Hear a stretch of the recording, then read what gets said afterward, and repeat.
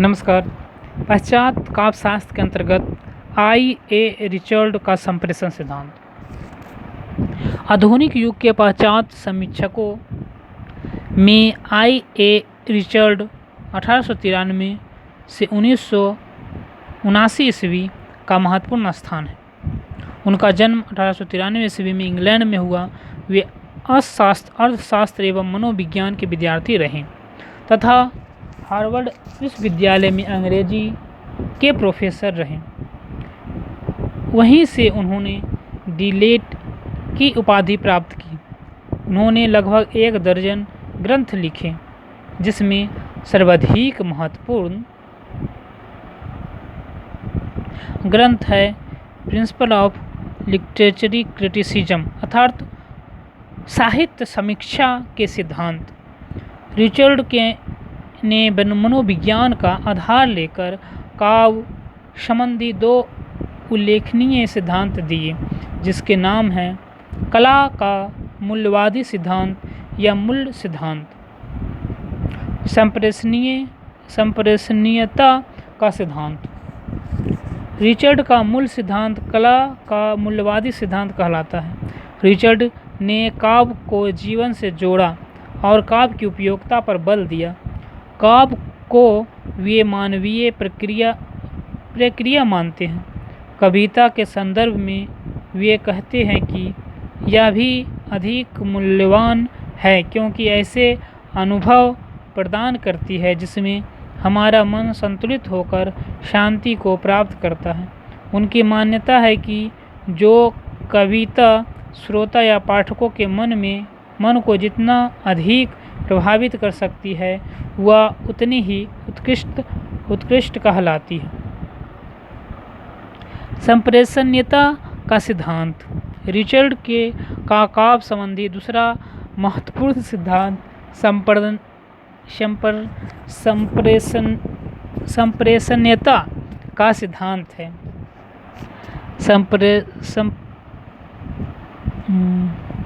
संप्रेषणीयता में भी कुछ होता है। यह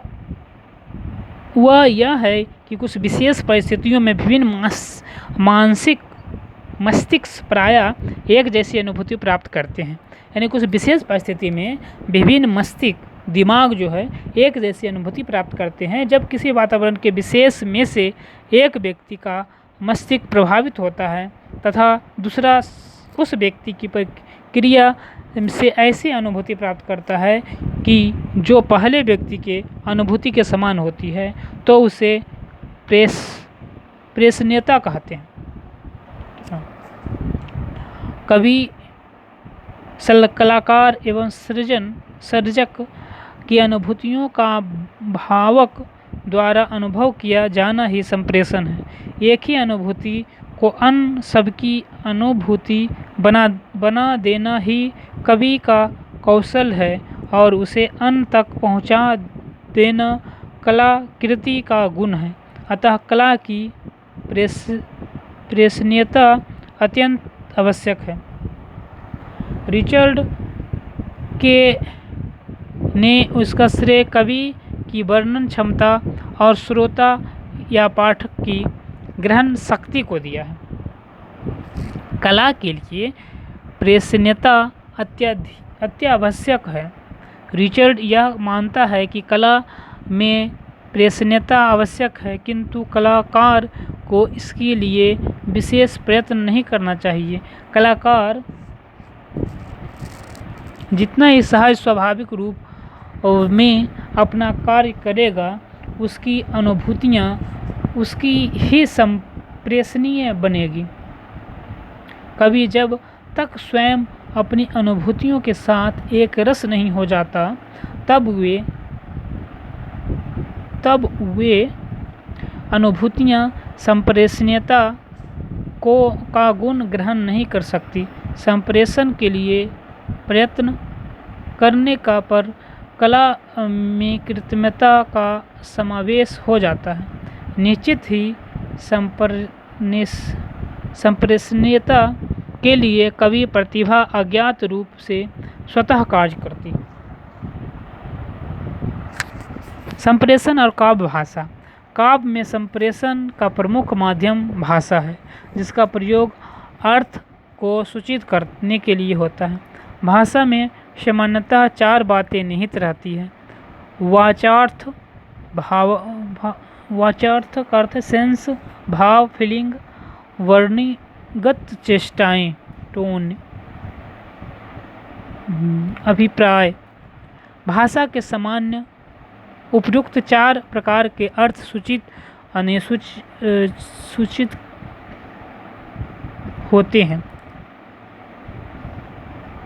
किंतु विषय एवं परिस्थितियों के भेद में इसका अनुपात बदलता रहता है। कविता विचारों और अभिव्यक्ति के लिए नहीं अपितु प्रभाव के लिए होता है। काव्य में व्यक्त विचार भाव दृष्टिकोण के निर्मित होते हैं।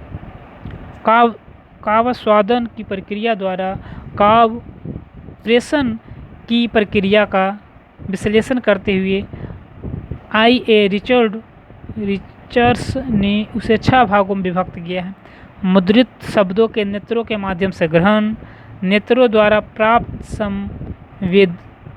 संवेदनाओं से संबंधित बिंबों का ग्रहण,